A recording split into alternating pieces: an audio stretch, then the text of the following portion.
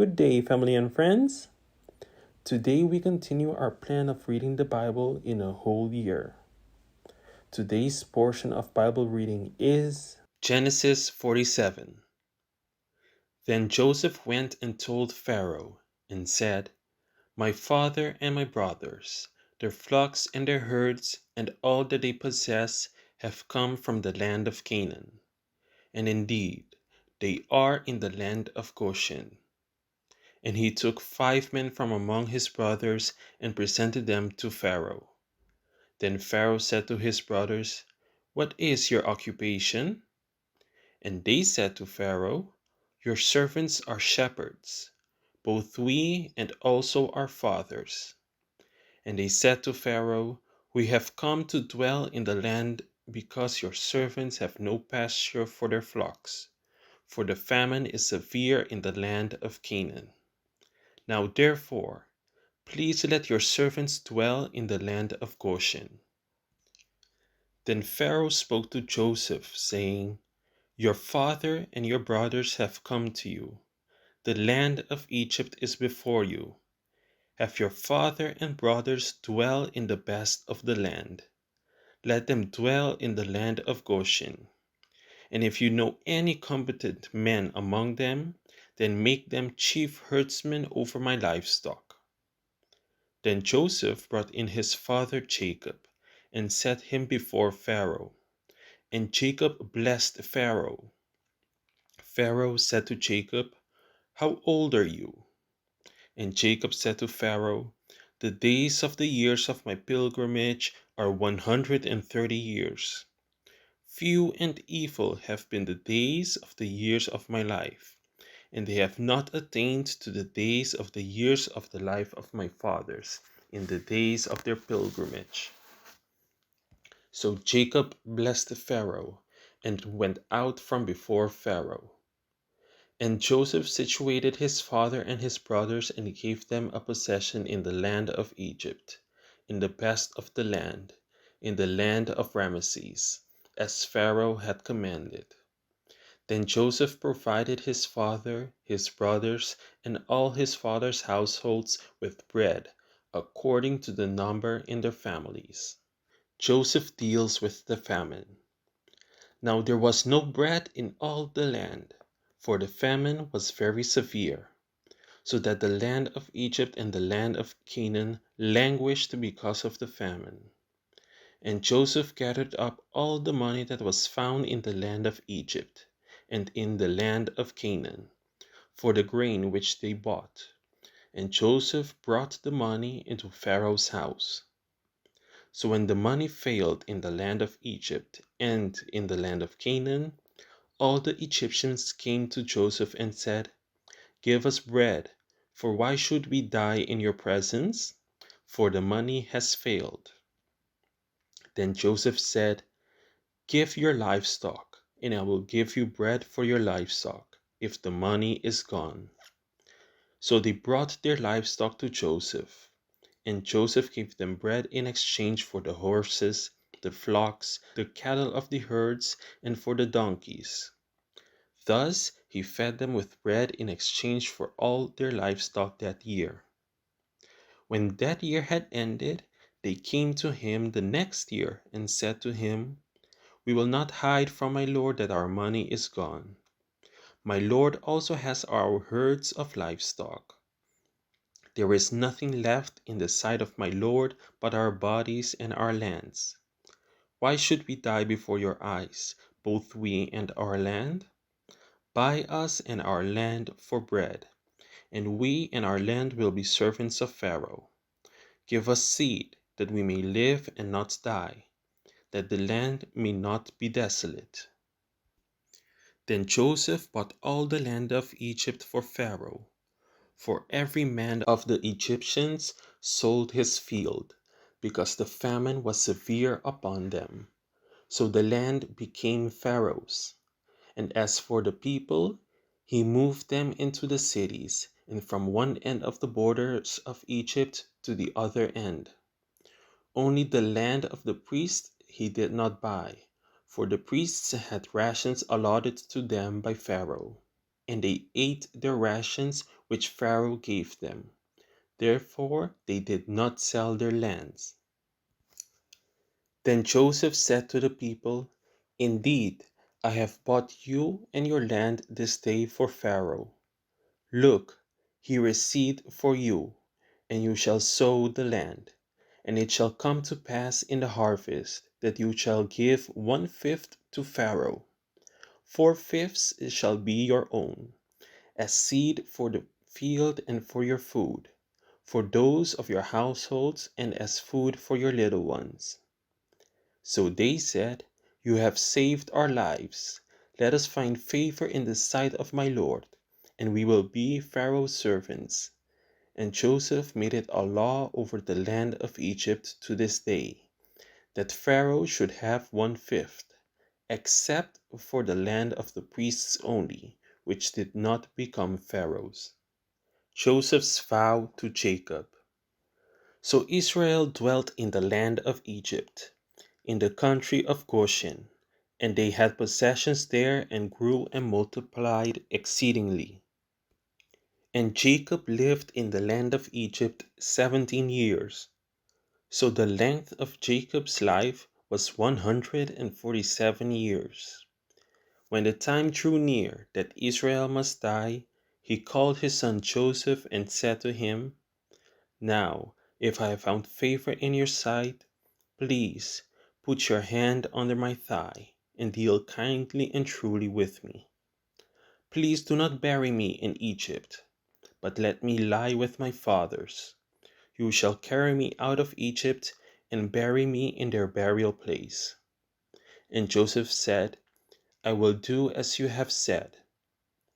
Then Jacob said, "Swear to me." And Joseph swore to him. So Israel bowed himself on the head of the bed. Genesis 48. Jacob blesses Joseph's sons. Now it came to pass after these things that Joseph was told, "Indeed, your father is sick."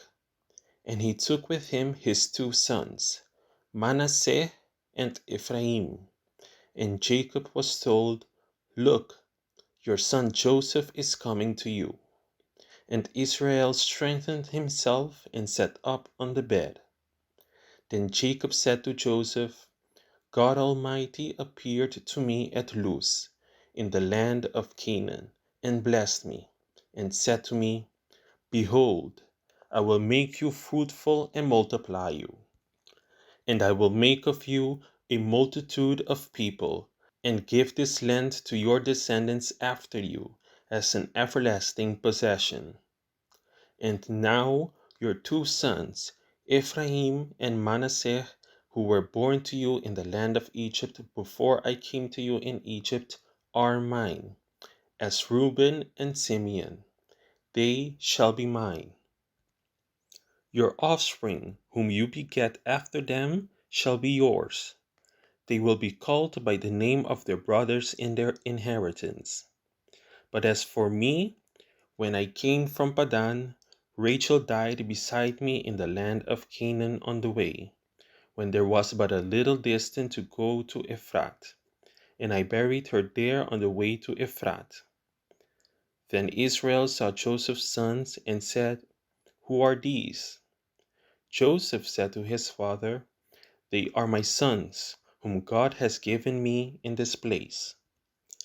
And he said, "Please bring them to me, and I will bless them." Now the eyes of Israel were dim with age, so that he could not see. Then Joseph brought them near him, and he kissed them and embraced them. And Israel said to Joseph, "I had not thought to see your face, but in fact, God has also shown me your offspring." So Joseph brought them from beside his knees, and he bowed down with his face to the earth. And Joseph took them both, Ephraim with his right hand towards Israel's left, and Manasseh with his left hand towards Israel's right, and brought them near him. Then Israel stretched out his right hand and laid it on Ephraim's head, who was the younger, and his left hand on Manasseh's head, guiding his hands knowingly, for Manasseh was the firstborn. And he blessed Joseph and said, God, before whom my fathers Abraham and Isaac walked, the God who has fed me all my life long to this day, the angel who has redeemed me from all evil, bless the lads. Let my name be named upon them, and the name of my fathers Abraham and Isaac, and let them grow into a multitude in the midst of the earth. Now when Joseph saw that his father laid his right hand on the head of Ephraim, it displeased him. So he took hold of his father's hand to remove it from Ephraim's head to Manasseh's head. And Joseph said to his father, Not so, my father, for this one is the firstborn. Put your right hand on his head. But his father refused and said, I know, my son, I know. He also shall become a people, and he also shall be great. But truly his younger brother shall be greater than he, and his descendants shall become a multitude of nations. So he blessed them that day, saying, By you Israel will bless, saying, May God make you as Ephraim and as Manasseh. And thus he set Ephraim before Manasseh.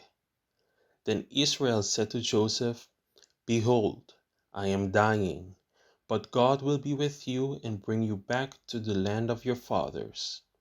Moreover, I have given to you one portion above your brothers, which I took from the hand of the Amorite with my sword and my bow. Genesis 49. Jacob's last words to his sons. And Jacob called his sons and said, Gather together, that I may tell you what shall befall you in the last days. Gather together and hear, you sons of Jacob, and listen to Israel your father. Reuben, you are my firstborn, my might and the beginning of my strength, the excellency of dignity and the excellency of power. Unstable as water, you shall not excel, because you went up to your father's bed, then you defiled it. He went up to my couch. Simeon and Levi are brothers. Instruments of cruelty are in their dwelling place. Let not my soul enter their council. Let not my honor be united to their assembly. For in their anger they slew a man, and in their self-will they harmstrung an ox. Cursed be their anger, for it is fierce, and their wrath, for it is cruel. I will divide them in Jacob, and scatter them in Israel. Judah, you are he whom your brothers shall praise. Your hand shall be on the neck of your enemies. Your father's children shall bow down before you. Judah is a lion's whelp. From the prey, my son, you have gone up. He bows down, he lies down as a lion. And as a lion, who shall rouse him? The scepter shall not depart from Judah, nor a lawgiver from between his feet, until Shiloh comes, and to him shall be the obedience of the people, binding his donkey to the vine, and his donkey's colt to the choice vine. He washed his garments in wine, and his clothes in the blood of grapes. His eyes are darker than wine, and his teeth whiter than milk. Zebulun shall dwell by the haven of the sea. He shall become a haven for ships, and his border shall adjoin Sidon. Issachar is a strong donkey, lying down between two burdens. He saw that rest was good, and that the land was pleasant. He bowed his shoulder to bear a burden, and became a band of slaves.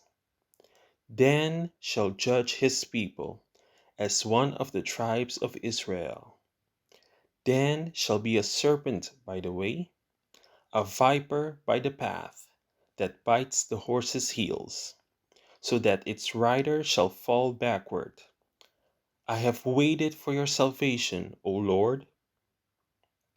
Gad, a troop shall tramp upon him, but he shall triumph at last. Bread from Asher shall be rich, and he shall yield royal dainties.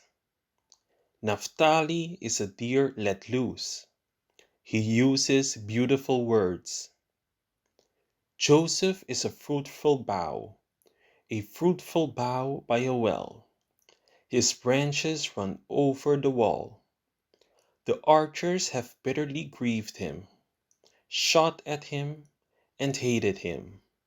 But his bow remained in strength, and the arms of his hands were made strong by the hands of the mighty God of Jacob, by the God of your father who will help you, and by the Almighty who will bless you, with blessings of heaven above, blessings of the deep that lies beneath, blessings of the breast and of the womb. The blessings of your father have excelled the blessings of my ancestors, up to the utmost bound of the everlasting hills. They shall be on the head of Joseph, and on the crown of the head of him who was separate from his brothers. Benjamin is a ravenous wolf. In the morning he shall devour the prey, and at night he shall divide the spoil. All these are the 12 tribes of Israel, and this is what their father spoke to them. And he blessed them. He blessed each one according to his own blessing. Jacob's death and burial. Then he charged them and said to them, I am to be gathered to my people. Bury me with my fathers in the cave that is in the field of Ephron the Hittite, in the cave that is in the field of Achbelah, which is before Mamre in the land of Canaan, which Abraham bought with the field of Ephron the Hittite as a possession for a burial place. There they buried Abraham and Sarah his wife. There they buried Isaac and Rebekah his wife. And there I buried Leah. The field and the cave that is there were purchased from the sons of Heth. And when Jacob had finished commanding his sons, he drew his feet up into the bed and breathed his last, and was gathered to his people. Genesis 50. Then Joseph fell on his father's face, and wept over him, and kissed him. And Joseph commanded his servants the physicians to embalm his father. So the physicians embalmed Israel. 40 days were required for him, for such are the days required for those who are embalmed. And the Egyptians mourned for him 70 days. Now, when the days of his mourning were past, Joseph spoke to the household of Pharaoh, saying, If now I have found favor in your eyes, please speak in the hearing of Pharaoh, saying, My father made me swear, saying, Behold, I am dying. In my grave which I dug for myself in the land of Canaan, there you shall bury me. Now therefore, please let me go up and bury my father, and I will come back. And Pharaoh said, Go up and bury your father, as he made you swear. So Joseph went up to bury his father, and with him went up all the servants of Pharaoh, the elders of his house, and all the elders of the land of Egypt, as well as all the house of Joseph, his brothers, and his father's house. Only their little ones, their flocks, and their herds they left in the land of Goshen. And there went up with him both chariots and horsemen, and it was a very great gathering. Then they came to the threshing floor of Atad, which is beyond the Jordan. And they mourned there with a great and very solemn lamentation. He observed 7 days of mourning for his father. And when the inhabitants of the land, the Canaanites, saw the mourning at the threshing floor of Atad, they said, "This is a deep mourning of the Egyptians." Therefore, its name was called Abel Mizraim, which is beyond the Jordan. So his sons did for him just as he commanded them. For his sons carried him to the land of Canaan, and buried him in the cave of the field of Machpelah before Mamre, which Abraham bought with the field from Ephron the Hittite as property for a burial place. And after he had buried his father, Joseph returned to Egypt, he and his brothers and all who went up with him to bury his father. Joseph reassures his brothers. When Joseph's brothers saw that their father was dead, they said, "Perhaps Joseph will hate us, and may actually repay us for all the evil which we did to him." So they sent messengers to Joseph, saying, "Before your father died, he commanded, saying, 'Thus you shall say to Joseph, I beg you, please forgive the trespass of your brothers and their sin, for they did evil to you. Now please forgive the trespass of the servants of the God of your father.'" And Joseph wept when they spoke to him. Then his brothers also went and fell down before his face, and they said, "Behold, we are your servants." Joseph said to them, "Do not be afraid, for am I in the place of God? But as for you, you meant evil against me, but God meant it for good, in order to bring it about as it is this day, to save many people alive. Now therefore, do not be afraid. I will provide for you and your little ones." And he comforted them and spoke kindly to them. Death of Joseph. So Joseph dwelt in Egypt, he and his father's household, and Joseph lived 110 years. Joseph saw Ephraim's children to the third generation.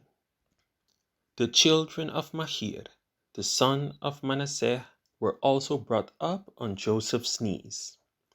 And Joseph said to his brethren, "I am dying, but God will surely visit you, and bring you out of this land to the land of which he swore to Abraham, to Isaac, and to Jacob." Then Joseph took an oath from the children of Israel, saying, "God will surely visit you, and you shall carry up my bones from here." So Joseph died, being 110 years old, and they embalmed him, and he was put in a coffin in Egypt. Thank you for tuning in to another daily Bible reading video. Be sure to come back tomorrow when we dive deeper into the next chapters of God's Word.